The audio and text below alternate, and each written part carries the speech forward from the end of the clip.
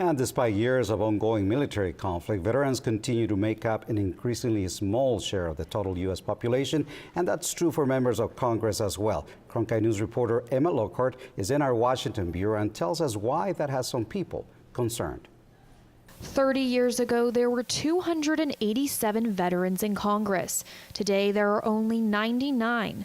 The decrease has some concerned, asking whether lawmakers who haven't served are qualified to make military decisions. But not Ben Tweedy.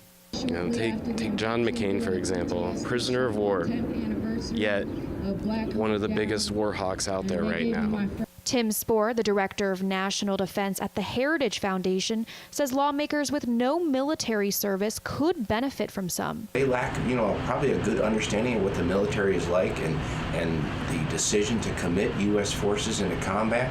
It would be helpful if they had some service. According to the data from the U.S. Senate and House of Representatives Historical Office, 80 current House members and 19 senators are veterans, a rate of 18.5%. Arizona does slightly better, with 3 veterans in our 11-member delegation. Senator John McCain, along with Representatives Ruben Gallego and Martha McSally, have served. Spohr says the biggest reason for the decrease is simply because not as many people serve anymore. Spohr says he doesn't think this trend is going away anytime soon.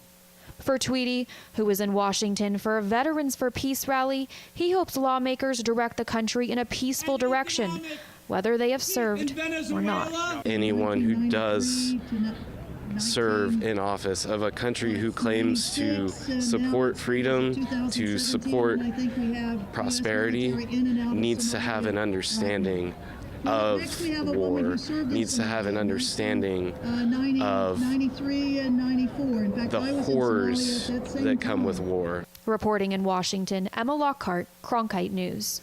Thank you, Emma. Veterans today account for fewer than 1 in 5 members of Congress. It's still more than the general population, but well off the early 1970s when vets made up almost 3/4 of Congress.